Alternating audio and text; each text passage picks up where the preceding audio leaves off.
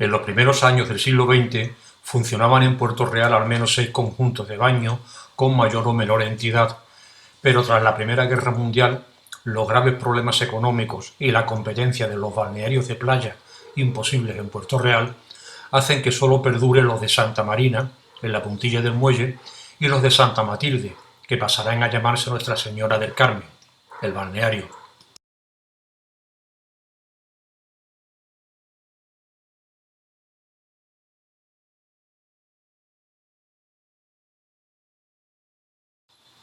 En 1914, mientras comenzaba la Primera Guerra Mundial, como España no participaba en ella, Puerto Real hacía vida normal. Se celebraba la peregrinación de la Virgen de Lourdes con la participación de miles de peregrinos. Damián Sánchez y Regino López instalaban un cinematógrafo en El Porvenir. El obispo de Cádiz bendecía en Matagorda la primera quilla de los 10 buques que la compañía transatlántica había encargado, y los directivos del Centro Católico Patronal Obrero, más patronal que obrero, organizaban actos religiosos. Parecían buenos tiempos. Al año siguiente, la prensa se hacía eco de la botadura del transatlántico Santa Isabel, que naufragaría en Galicia 5 años después. Al año siguiente se botó el vapor San Carlos. Mientras, también era noticia la inauguración de una placita de toros junto al matadero. Actuó el puertorrealeño Manuel Baena, que gustó al público asistente. En ella se celebraron algunas novilladas a lo largo de estos años. Ese mismo año, la afluencia de visitantes se iba recuperando. La revista ilustrada España y América nos informaba de la asistencia a los denominados despesques de las Salinas.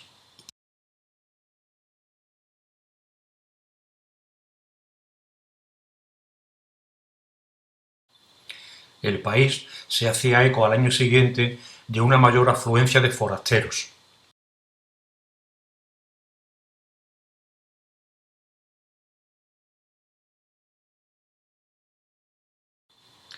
También informaba de la mejora de las zonas ajardinadas del muelle, de la plaza de la iglesia y del Porvenir, que hasta esos momentos eran puros manchones.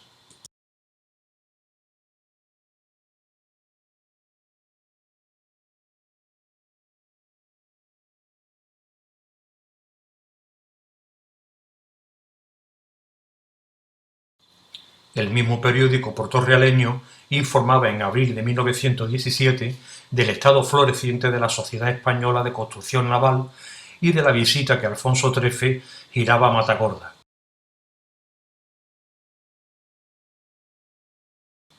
El rey no dudaba en elogiar el trabajo que se hacía en la factoría portorrealeña.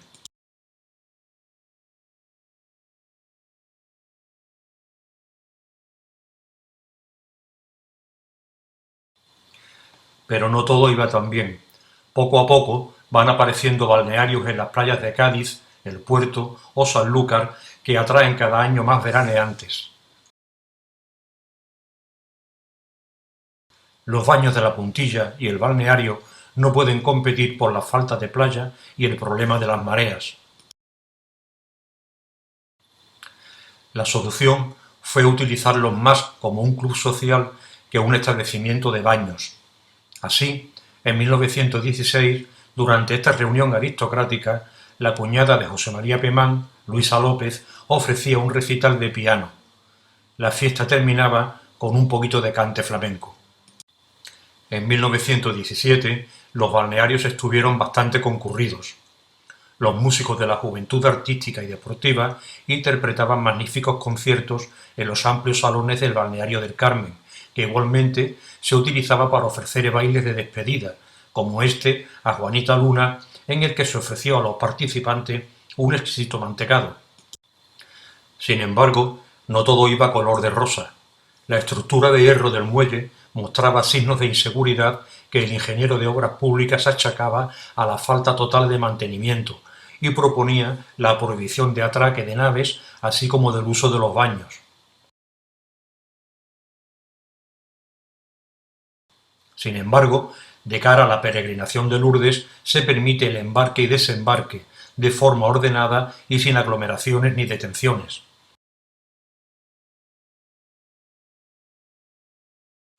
Se realizaron algunos arreglos, pero la prensa dudaba de que fuesen efectivos.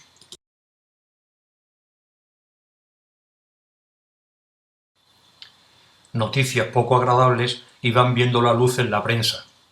En 1916, la nueva dirección de Matagorda decide en diciembre poner en la calle a los obreros viejos, argumentando que Matagorda es una empresa, no un asilo benéfico. El retiro obrero se aprobó en 1919 y no entró en vigor hasta 1923. En marzo de 1917, los temporales hacían nuevamente actos de presencia y los habitantes de la bahía se veían incomunicados por mar y sufrían la incomunicación con la caída de los postes telegráficos. El Diario de Cádiz anunciaba que el fin del suministro de gas y electricidad a Cádiz era debido a la falta de carbón por la Gran Guerra que se estaba produciendo a nivel mundial. Finalizada la misma, el problema del carbón continuaba y Puerto Real se veía sin alumbrado público.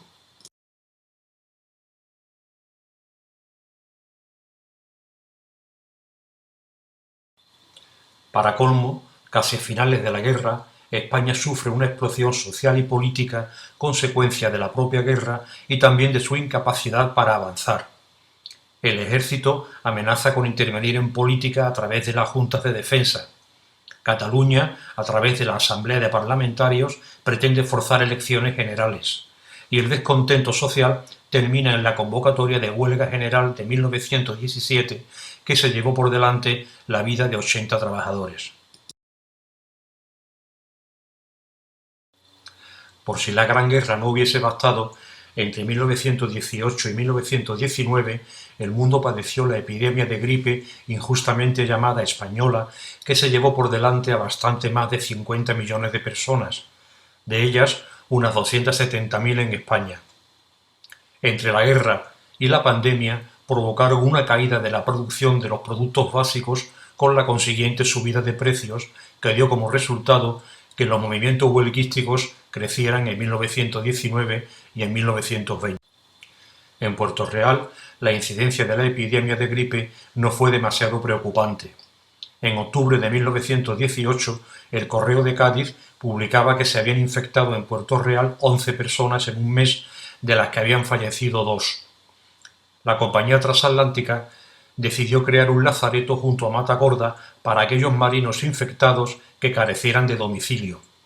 La situación generó inquietud en la sociedad en general, de ahí que veamos protestas por la instalación de un lazareto junto al muelle de Cádiz o que en Puerto Real se realizara una manifestación en contra del desembarco de enfermos. En enero de 1919, el Diario Español hablaba de los estragos de la gripe en el cuartel de carabineros de Chupones, donde aseguraba que tanto ellos como sus familiares estaban todos contagiados. El mes de enero de 1919 no auguraba un buen año. El pueblo publicaba las condiciones de insalubridad y suciedad del tren del dique. Basuras y parásitos eran permanentes. Unos días después, embarrancaba cerca de la Carraca el vapor del puerto de Santa María, sin que afortunadamente se produjesen víctimas. El día 24, la prensa informaba de la huelga de los estibadores que se quejaban de que la compañía utilizaba esquiroles para suplirlos.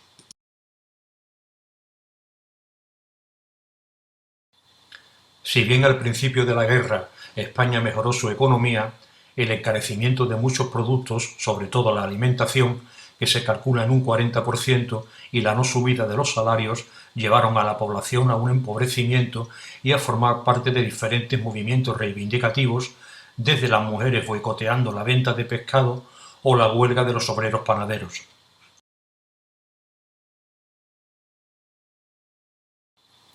A lo largo de 1919, la crisis continuaba y las huelgas con ellas. Los salineros no son menos y van a la huelga en octubre pidiendo una jornada de 8 horas diarias, 48 semanales y un jornal de 8 pesetas.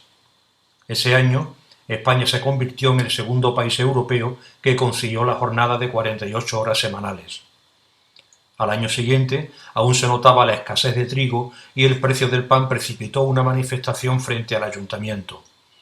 El alcalde consiguió harina de Jerez que de momento sirvió para bajar algo los precios.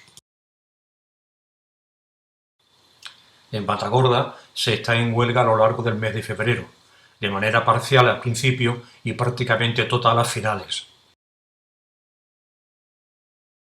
La empresa decide el cierre de la factoría a fin de mes, pidiendo a los trabajadores que si tienen herramientas suyas en Matagorda vayan a recogerlas. Ante ello, los obreros pedirán la reapertura y la vuelta al trabajo. Seguramente la situación económica de las familias sería insostenible.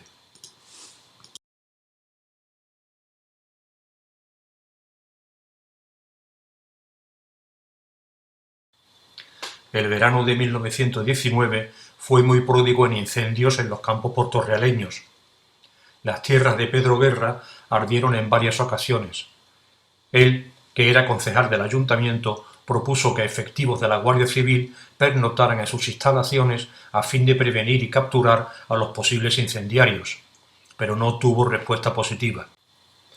La Pinaleta, el Carvajal, el Pinar de Santo Domingo y la Catalana ardieron varias veces. En la zona del barrio Jarana, el Pinar de Villanueva, propiedad de un ciudadano de origen sueco, ardió en 9 ocasiones ese verano.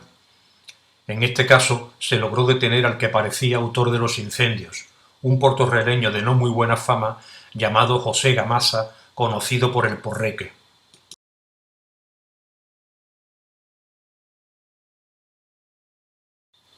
Las noticias negativas continuaban ese año de 1919.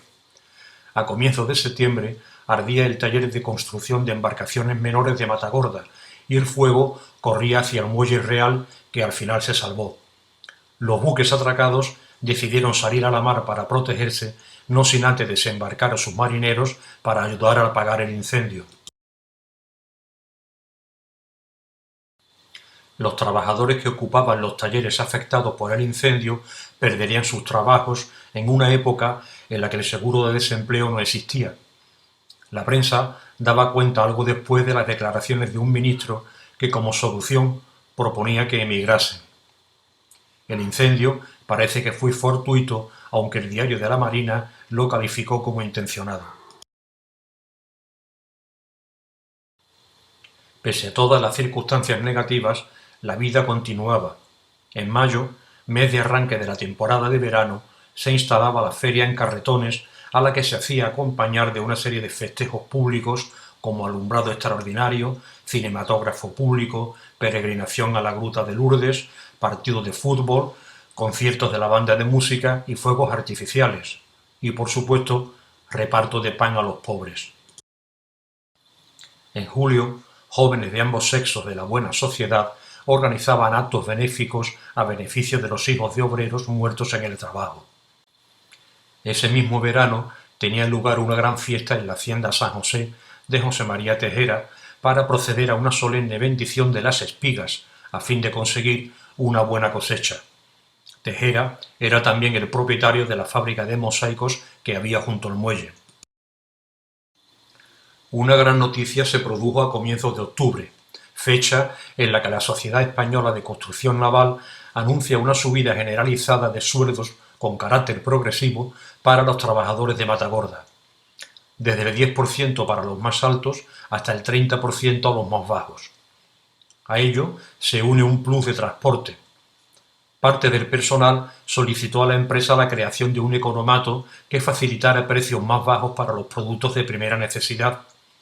La empresa aceptó, pero no se llevó a cabo debido a la falta de personal para adherirse, que no llegaba a la cuarta parte de la plantilla.